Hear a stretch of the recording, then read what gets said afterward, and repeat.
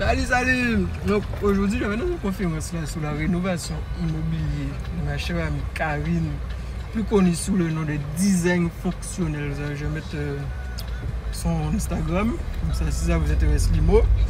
Donc moi, pourquoi je vais dans cette conférence? Parce que bon, moi l'immobilier ça m'intéresse. Et comme aussi c'est la première conférence qu'elle va faire, donc je vais lui donner la force. Et moi, je vais lui poser des questions aussi par rapport à comment ça s'est déroulé et tout. Je vais essayer de vous montrer quelques images. Si elle est d'accord, je vais lui demander avant, bien sûr. Parce que des fois, même si la conférence est gratuite, il faut aller dans la conférence pour connaître le contenu, tout simplement. Mais je suis aussi avec ma belle-sœur qui, elle, ça l'intéresse vraiment. Donc je vais lui poser des questions pour savoir pourquoi elle y va. Mais je ne vais pas vous montrer ma belle-sœur, ça ne vous regarde pas. Alors, dis-moi, belle-sœur adorée, pourquoi tu vas toi dans cette conférence? Parce que j'ai investi dans l'immobilier. Ça dépend un petit peu plus fort quand même. Parce que j'ai investi dans l'immobilier, même si pour le moment c'est de l'investissement personnel, mais je suis en pleine rénovation et ça va bientôt faire 1 an que j'ai emménagé et que je galère à trouver des artisans. Soit parce que on essaie de me couillonner entre guillemets parce qu'on voit que je suis jeune ou que je suis une femme, ou tout simplement parce que c'est des gens qui ne sont pas encore déclarés, etc. Et il faut savoir que quand on investit dans l'immobilier avec un prêt IMO, il faut avoir des artisans qui sont déclarés pour pouvoir procéder aux travaux. Désolé, l'Instagram ça coupe. On continue. Tu disais que ouais, effectivement, les artisans c'est un peu chaud, ils ne sont pas déclarés. Et en plus, quand tu fais des prêts, tu es obligé d'avoir un artisan déclaré pour débloquer l'argent. C'est exactement ça, parce que la banque veut des preuves que l'argent a été utilisé dans des travaux, ce qui est tout à fait logique. Ça c'est sûr. Voilà. Et donc du coup, son compte, je la suis depuis quelques temps parce que design fonctionnel, ça rentre dans notre nouveau mode d'agencement immobilier, pardon. Et du coup, j'aime ce qu'elle produit et donc c'est aussi pour ça que je vais lui donner la force aujourd'hui, même si je n'ai pas forcément de réponse à mes questions. Ah ben de toute façon, si tu ne vas pas, tu ne pourras pas savoir. C'est ça. Donc, vous avez compris, il faut investir en immobilier. En plus, moi j'ai déjà 2 amis qui ont fait le pas, ils ont acheté des appartements et des trucs comme ça. Et ils sont passés par le design fonctionnel. Donc c'est qu'ils travaillent très bien. Donc n'hésitez pas à aller voir sa page. Et moi, je vais essayer de vous donner quelques images de la conférence là si elle veut bien que je filme. Mais en tout cas, je vais prendre sa réaction pour qu'elle puisse me dire comment ça s'est déroulé et comment ça a dû être dans sa tête pendant cette période de préparation de cette conférence. Et aussi pour ceux qui investissent là, comme vous avez vu avec ma belle-sœur, vous allez être confronté à beaucoup de problèmes. Mais il ne faut pas voir les problèmes, il faut voir qu'est-ce que ça va vous apporter demain, dans 10 ans. Par exemple, ma belle-sœur, ok, elle vit dedans. Ouais, donc tu disais la galère, on commence vraiment depuis le près, quoi. Bien avant la recherche, des fois tu tombes sur des agents immobiliers qui te disent que tu ne peux pas faire de visite si tu n'as pas encore ton offre de prêt, etc. Et même quand tu l'as, parfois c'est compliqué, c'est excessivement compliqué pour les jeunes surtout d'investir. Et après avoir eu un premier échec, je ne suis pas restée sur mon échec, j'ai fait appel à un courtier pour faire mon investissement. Et d'ailleurs, je vous la recommande grandement. Ok. Parce qu'en fait, moi, sur les groupes privés que je suis pour l'investissement immobilier, maintenant, en fait, le courtier, il sert aussi à avoir des prêts, en fait. Donc, n'hésitez pas à passer par les coursiers si on vous refuse vos prêts, parce que si on vous refuse vos prêts, parce que ça aide. C'est ça. Voilà. Donc, je disais aussi, dans tous les cas, vous aurez des problèmes. Mais il faut vraiment voir l'avantage que vous aurez dans 10 ans. Parce que le but aussi, ok, peut-être ma belle-soeur est plus dans l'optique où elle vit dans son appartement. Mais ceux qui vont pas indéfiniment, tu vois, ceux qui vont peut-être vouloir louer tout de suite, Mais il faut être sous l'optique où vous aurez un patrimoine à léguer en fait demain, que ce soit pour vos enfants, à votre famille, je ne sais pas. Mais ça va rester pour nous en fait. Donc, vaut mieux acheter ici en Guadeloupe, jeune, que continuer à louer le truc de je ne sais pas où, par la cible, ou pas qu'on les caille encore. Parce que bien souvent, c'est surtout le montant du prêt est équivalent en fait au loyer en fait que tu payes au bailleur. Oui, ça c'est sûr. Donc, je disais sur l'immobilier, les gens, dans tous les cas, même si c'est résidence principale, ça va prendre de la valeur dans 10 ans, dans 20 ans. Donc, ok, c'est des problèmes, mais pour avoir, je sais pas, pour être libre demain, il faut passer, il faut prendre des risques, il y aura toujours des petits problèmes, mais les problèmes seraient quoi. Donc, et puis c'est bien choisir le lieu aussi, hein, ouais, la c'est commune, hein, parce que bon, c'est pas tout investir, il faut que ce soit confiné. Ouais, ça c'est sûr. Bon, on va arriver là à la conférence, donc je vais essayer de vous montrer quelques images, et à tout à l'heure. Comment trouver les bons artisans? Comment estimer correctement tes travaux de rénovation? Eh bien, c'est la conférence que je te présente ce samedi 16 septembre. Ce sera sur le Gosier, tu auras toutes les infos sur le lien. C'est d'ailleurs la toute première conférence en Guadeloupe.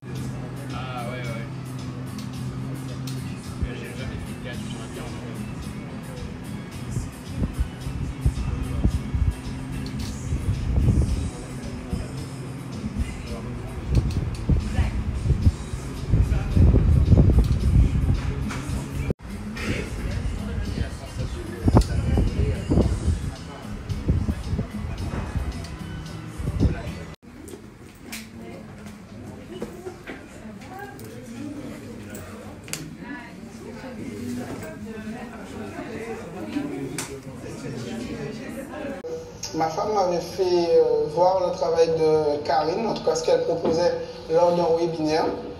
Et tout de suite, ma femme me dit oui, mais en fait, je la connais. Et en dehors de ce qu'elle propose comme produit, je la connais, c'est quelqu'un de très carré, elle a de bonnes idées, donc j'aimerais bien voir ce qu'elle est capable de nous proposer. Du coup, c'est ce qu'on a fait, on s'est rapprochés et on a vu que dans l'accompagnement qu'elle était en capacité de nous proposer, qu'il y avait de nombreux choix. Et c'est surtout par rapport à ça qu'on s'est arrêté sur le fait de travailler avec elle. Il faut aussi que je puisse dire que dans ce qu'on faisait, dans ce qu'on recherchait, le but pour nous, c'est certainement de renouveler des opérations comme ça. Et on voulait travailler avec un professionnel où par la suite, on aurait de bons contacts et on aurait continué avec. Nous travaillons. 2012. Ensuite, en 2015, qu'est-ce qui s'est passé? Alors bien sûr, après 2012, en 2014, j'ai trouvé un emploi dans une clinique privée où du coup je m'occupais des bébés, j'étais responsable de la nurserie, j'ai ma boîte sur internet. Pour moi, quand vous avez un projet de rénovation, 30%, je dirais que ce sera sur l'équipe que vous allez choisir. Le plus important, ça va être comment vous allez vous préparer. Parce que du coup, quand vous vous préparez, ben, vous choisissez en général la bonne équipe. On est d'accord? Est-ce qu'on est d'accord? Est-ce que je divague pas? Voilà. Donc ça, c'est mes stats. Il faut déjà se préparer.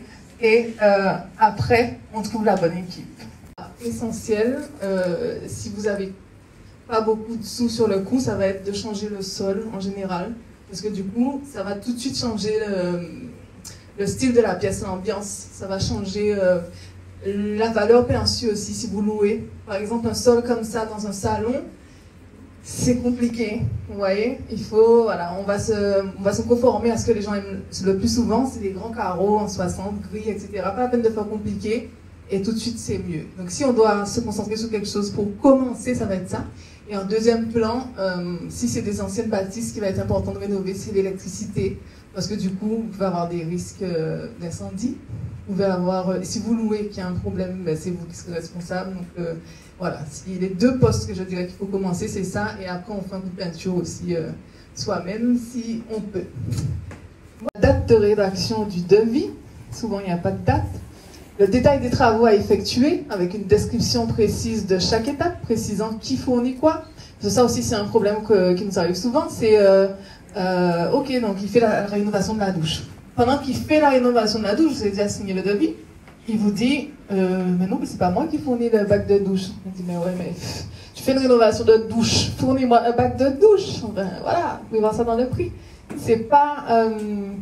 certaines choses, ils vont pas le faire d'emblée, soit par habitude, soit non. Donc vous regardez le devis. Et vous regardez bien chaque ligne, est-ce que j'ai vraiment ce que je veux? Mais pour pouvoir savoir est-ce que j'ai vraiment ce que je veux, il faut avoir écrit exactement ce que vous voulez. Comme ça, après, vous pouvez comparer réellement. Je disais les matériaux et les équipements qui seront utilisés pour les travaux, le coût de chaque prestation avec un prix unitaire et le montant total, les conditions de paiement, bien sûr. Est-ce qu'on déplace l'interrupteur de la salle de bain? Parce que si on change l'agencement, il faut que l'interrupteur soit ailleurs. Si la porte s'ouvre comme ça, et l'interrupteur, en fait, il est là, c'est pas possible. Est-ce qu'on change la fenêtre? Parce que des fois, c'est des anciennes fenêtres. Est-ce que vous voulez changer la fenêtre? Ça change le budget. Est-ce qu'on met une prise pour celui qui se rase? On l'oublie, le monsieur qui se rase et qui va se brancher, voilà. Il faut, ou bien qu'il y ait un truc avec pile.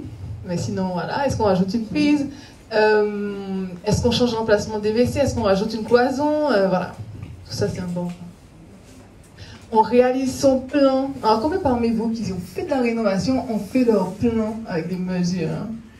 Ah, c'est bien. Il y en a quand même, c'est bien. On réalise donc son plan, on prend les mesures. Parce que même si le monsieur prend ses mesures, il faut que vous ayez les vôtres, que vous puissiez dire, quand il va vous dire, ah mais ça fait 60 mètres carrés de carrelage. Ok. Le jour où il pose tout le carrelage, et en fait c'est du faux plafond, imaginez que vous voulez rajouter du faux plafond, vous dites ben, je veux que ça soit là, mais je veux que ça soit 3 mètres sur 2 mètres 50. On ne laisse pas choisir quelque part, pour acheter une cuisine, complète des trucs. Vous dites je n'ai pas de budget. Je n'ai pas de budget, j'adore cette phrase. Il faut vraiment s'occuper de ça, enfin prévoir à l'avance. L'autre élément aussi qu'il faut prévoir, c'est au niveau de l'électricité. Par exemple, là c'est une image en fait photoréaliste. C'est pas une photo, c'est pas la réalité, c'est de la 3D. Je fais ça dans ma décoratrice virtuelle. Là, le projet, c'est on voit une télé, on va faire bouger les choses. Je vous donne un exemple de litige. Le plus courant, c'est le temps de travaux, quoi. Il vous a dit, oui, mais on va faire ça en 2 mois, nanana. Alors pour ça aussi, il faut pas mettre dans votre tête. Si vous dit, il vous fait ça en 2 mois, en général, moi je me dis, ok, ça va être 3 mois. Mais 3 mois, c'est pas 6 mois. Donc quand vous avez votre contrat de travaux, que vous savez ce que vous mettez dedans, vous pouvez dire après, oui, par contre, mon contrat dit on est pendant septembre. Mon contrat dit qu'au 15 novembre, si vous n'avez pas terminé, vous me devez 900 € par mois. Enfin, c'est peut-être, 45 € par jour. Vous me devez 900 € par mois de retard. Si vous ne pensez pas que ça va donner un petit coup de boost, c'est-à-dire que là où il sera sur d'autres chantiers qui va faire traîner, mais il sera sur le vôtre, parce qu'il sait qu'il perd de l'argent. C'est comme René et Louis, c'est ça? En regardant, en trouvant des gens dans la rue ou en demandant à notre famille ou même des connaissances, hein, est-ce qu'ils ont déjà fait des travaux, avec qui, non. Une fois que vous avez les noms, regardez comment, bien sûr, ils travaillent, etc. Et demandez à ces personnes-là, oui, mais parce que des fois ils vont dire, ah oui, non, mais c'est bon, ça s'est bien passé. Donc demandez, oui, ok, est-ce qu'il est arrivé à l'heure? Ok, est-ce qu'il laissait le chantier propre? Ah ok, comme ça après, quand vous commencez à fouiller, ils disent, ah ben non, c'est vrai qu'à chaque fois je vais nettoyer. Ah ouais non, il n'arrivait jamais à l'heure. Ah oui, c'est vrai, on a pris 6 mois de retard, mais bon, tu vois, c'est fait et tout. Bon. C'est une constance, hein, qui remarque. Les ouvriers.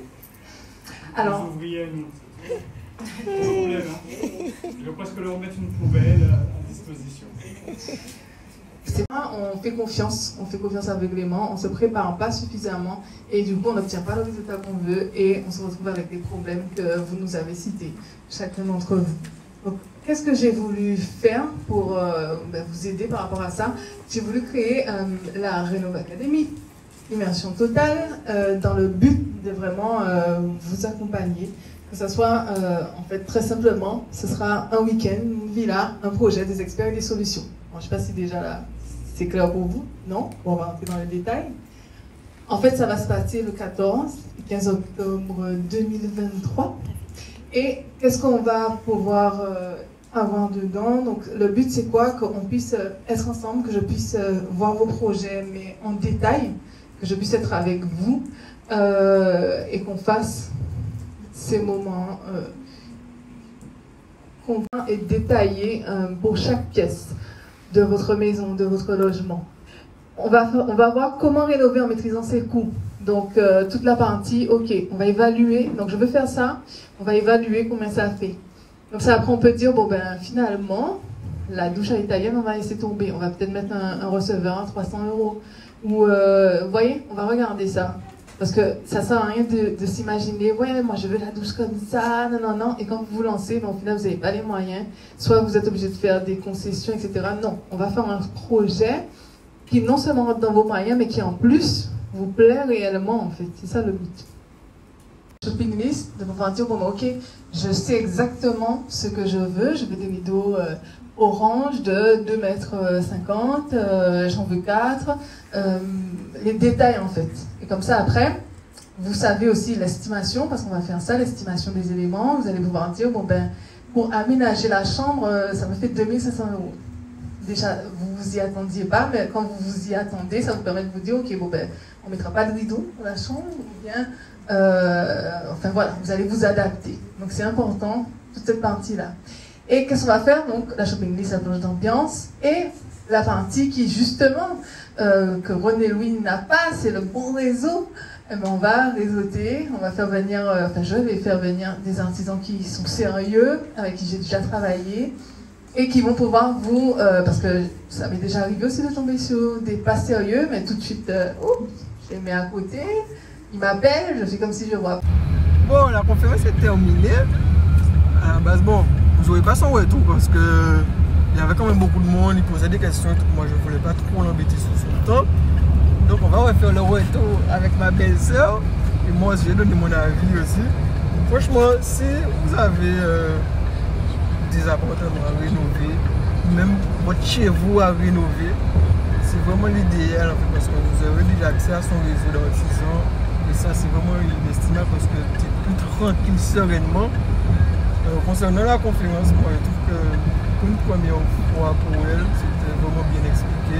Tu pouvais poser des questions. Et voilà, moi. Donc, je vous incite vraiment à passer par elle pour vos projets de rénovation. Et je vais poser des questions à ma belle-sœur pour savoir comment ça s'est passé aussi pour elle, comment elle a ressenti le truc. Bon, alors, dis-nous, belle-sœur, comment ça s'est passé pour toi de ton côté? C'était super intéressant. C'était passionnant et tu découvres des petites astuces, des choses que tu n'aurais pas imaginé mettre en place pour que ta rénovation se passe bien. Et je pense que c'est tout aussi intéressant, en espérant qu'il y ait d'autres volumes par la suite, que tu sois en rénovation pour toi, pour de l'investissement locatif ou même en construction, parce que ça te permet d'éviter les pièges de la construction. Ouais, voilà. C'est sûr. Donc, entendu, c'était tout pour aujourd'hui. On va passer la vidéo. On est déjà sur YouTube et TikTok, tout ce qu'il y a avec. Et moi, je vous dis à plus. Sur Internet, pour moi, quand vous avez un projet de rénovation, 30%, je dirais que ce sera sur l'équipe que vous allez choisir. Le plus important, ça va être comment vous allez vous préparer. Parce que du coup, quand vous vous préparez, vous choisissez